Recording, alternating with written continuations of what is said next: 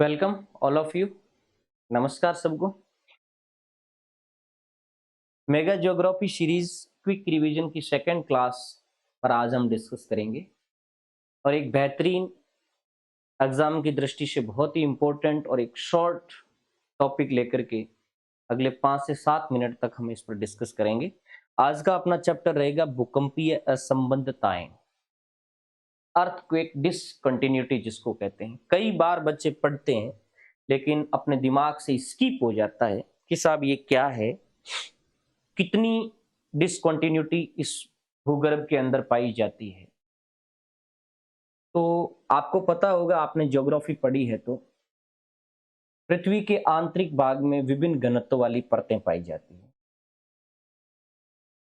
इन परतों की स्टडी विभिन्न विद्वानों ने की, जैसे एडवर्ड स्वेस ने की, वांडर ग्राक ने की, आर्थर होम्स ने की, डेली ने की।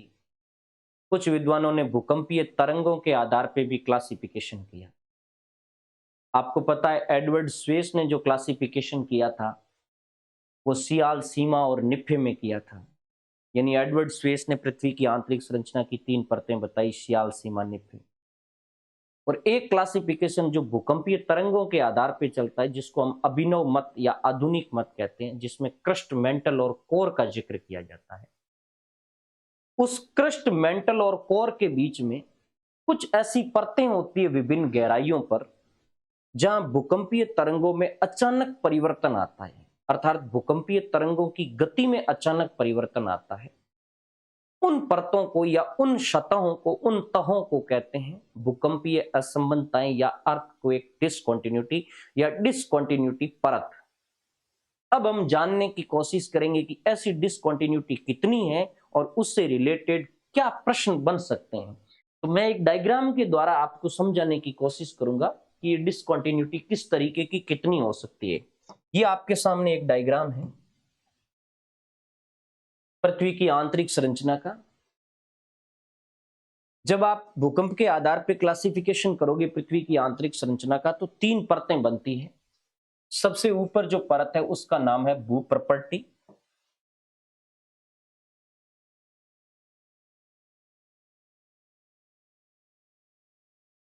आपने अच्छी तरीके से पढ़ा होगा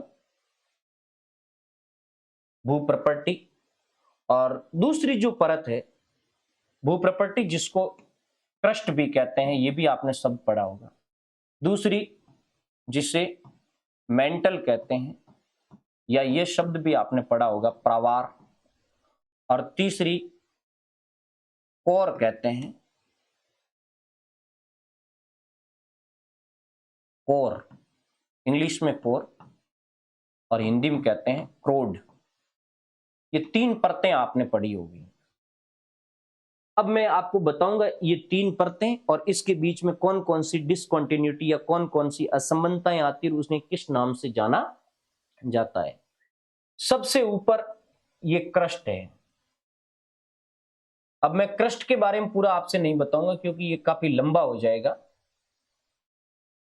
क्रस्ट जो अपेक्षाकृत कम घनत्व वाले हल्के पदार्थों की बनी हुई है, ग्रेनाइट चट्टान की बनी हुई है, जिसकी डेंसिटी 2.7 से 2.9 है। ये कई बार प्रश्न पूछा गया है।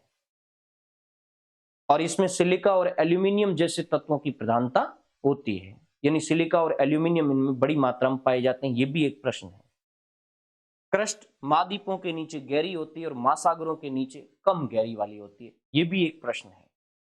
और इसकी अप्रोक्सीमेटली जो गहराई है, औसत गहराई है, वो 30 से 40 किलोमीटर के बीच में मानी जाती है। अलग अलग विद्वान अलग अलग इसकी गहराई मानते हैं, लेकिन महाद्वीपों के नीचे और पर्वतों के नीचे ये 60-70 किलोमीटर तक चली जाती है, जबकि महासागरों के नीचे 5 से 10 किलोमीटर तक रहती है। ये बात समझ में आ गई। ये हो गया क्रस्ट। क्रस्ट को विद्वान 2 भागों में बांटते हैं, एक है ऊपरी क्रस्ट और एक है निचला क्रस्ट। ये इसके 2 क्लासिफिकेशन कर दिए गए हैं। एक ऊपरी क्रस्ट है, ये तो है ऊपरी क्रस्ट, और ये है निचला क्रस्ट। और इसके बीच में एक डिसकंटिन्यूटी परत है। ये जो मैं ब्लू लाइन खींच रहा हूं, ये एक डिसकंटिन्यूटी वाली परत है। इस परत का नाम है कोनार्ड असमानता। अब भूलना मत, सबसे ऊपर पहली जो डिसकंटिन्यूटी परत है, तुम पृथ्वी की गहराई में जाओगे तो ऊपरी क्रस्ट और निचले क्रस्ट के बीच में जो डिसकंटिन्यूटी मिलेगी वो कोनार्ड असमानता है। तो कोनार्ड असमानता किसके बीच में मिलेगी?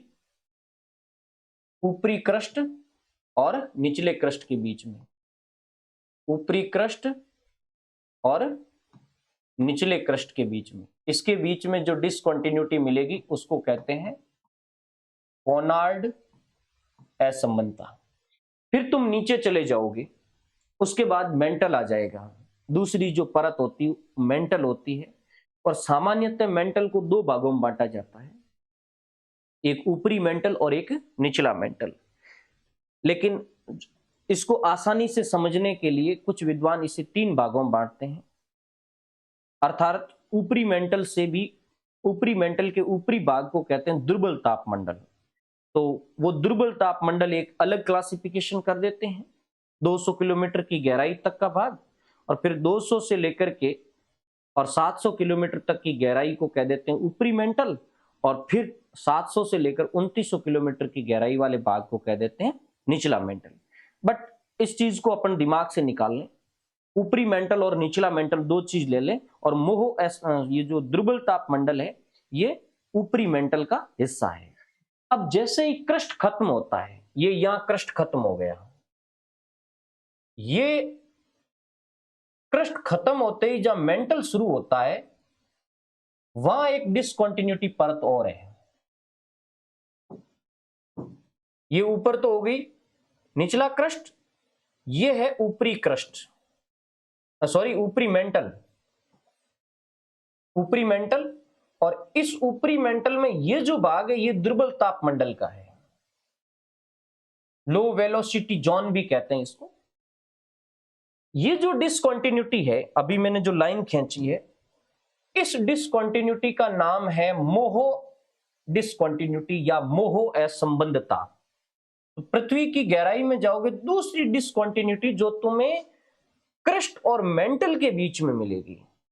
तो क्रस्ट और मेंटल के बीच में, अर्थात निचले क्रस्ट और ऊपरी मेंटल के बीच में, ऊपरी मेंटल के बीच में जो डिसकंटिन्यूटी मिलेगी उसका नाम है मोहो असमानता। ये कई बार पूछा गया है, मोहो असमानता को कई बार पूछा गया है, जिसको 1906 के अंदर मोहो नाम के विद्वान ने खोजा था।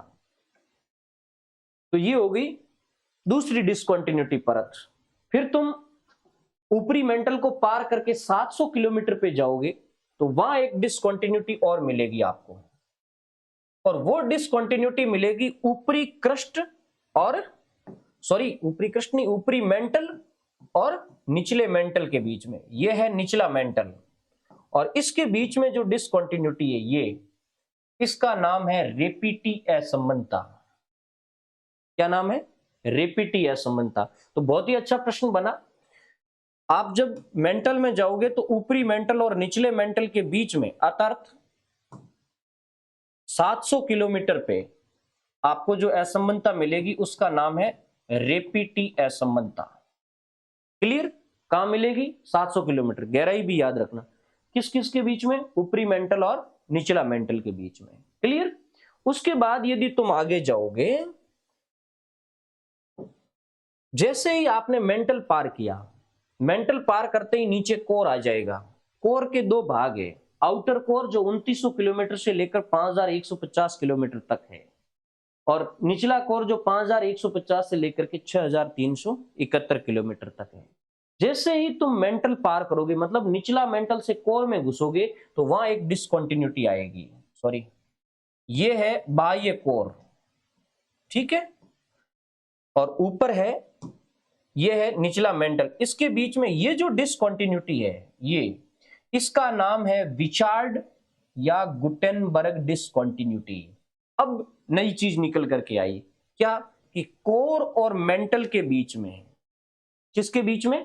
कोर और मेंटल के बीच में गुटेनबर्ग या विचार्ड डिसकंटिन्यूटी पाई जाती है। ये प्रश्न भी कई बार पूछा गया है। तो गुटेनबर्ग एवं विचार्ड असंबंधता कहां मिलेगी? कोर और मेंटल के बीच में, या इसको यूं पूछ ले कि निचले मेंटल और बाह्य कोर के बीच में, तो भी ये सही है। ये निचले मेंटल और बाह्य कोर के बीच में पाई जाती है। कितने किलोमीटर की गहराई पर है? तो याद रखना 2900 किलोमीटर की गहराई पर है। यहां से एक अच्छा प्रश्न बनता है, जो बाह्य कोर है वो तरल अवस्था में है, ये भी ध्यान रखना। पृथ्वी के आंतरिक भाग का जो बाह्य कोर का हिस्सा है वो तरल अवस्था में है, जिसमें पी तरंगे नहीं पहुंच पाती है, सॉरी एस तरंगे इसमें नहीं पहुंच पाती है, एस तरंगे नहीं पहुंच पाती है, और पी तरंगे है वो अपवर्तित हो जाती है, अर्थात अपना मार्ग बदल लेती है। और इसी के कारण, यानी इस बाह्य कोर के कारण ही तरंगों का साया क्षेत्र बनता है, तरंग का साया क्षेत्र बनता है। ये मैंने पिछली जो क्लास थी क्विक रिवीजन की, उसमें बताया था। तो विचार्ड या गुटेनबर्ग डिसकंटिन्यूटी पूरी हुई। उसके बाद तुम गहराई में जाओगे तो बाह्य कोर और आंतरिक कोर के बीच में एक और डिसकंटिन्यूटी वाली परत मिलेगी। ये तो हो गया बाह्य कोर, और ये है आंतरिक कोर। इसके बीच में यानी 5150 किलोमीटर पे एक डिसकंटिन्यूटी और है, इसका नाम है लेहमान असंबंधता।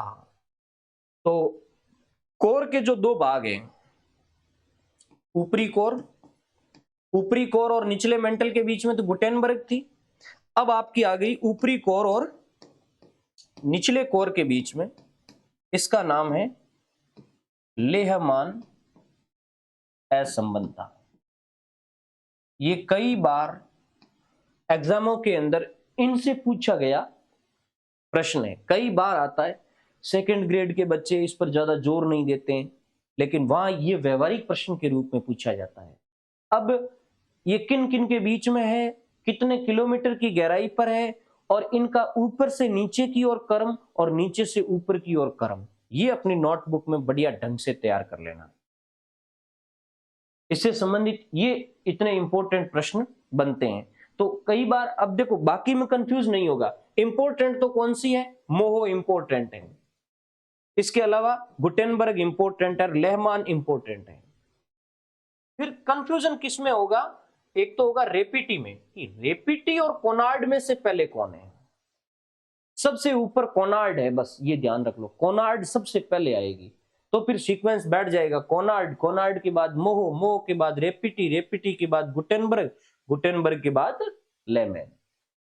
ये अपनी भूकंपीय असंबंधता से संबंधित क्विक रिवीजन क्लास हुई। अगली क्लास के अंदर हम ज्योग्राफी की किसी और बेहतरीन चैप्टर पर डिस्कस करेंगे। साथ ही साथ अपने जो एनके ज्योग्राफी प्लेटफॉर्म है, उस पर ज्योग्राफी की बेहतरीन क्लासें अवेलेबल करवाई जा रही है, जिसमें स्कूल व्याख्याता भूगोल का कोर्स भी उपलब्ध है जो अभी चल रहा है, और ग्रेजुएशन की ज्योग्राफी, फिजिकल ज्योग्राफी चल रही है, इंडिया ज्योग्राफी भी चल रही है। असिस्टेंट प्रोफेसर की तैयारी करने वाले जो बच्चे, उनके लिए जीआईएस जीपीएस की यूनिट चल रही है, और कुछ कठिन चैप्टरों को लेकर के और एक विश्लेषण क्लासें भी चल रही है। तो जो भी विद्यार्थी ज्योग्राफी में इंटरेस्ट रखते हैं और क्वालिटी वाली ज्योग्राफी में इंटरेस्ट रखते हैं, वो अपने प्लेटफॉर्म पर जरूर साझा हैं, ताकि अपन सब मिल करके और भूगोल के ज्ञान को बेहतरीन करें। धन्यवाद।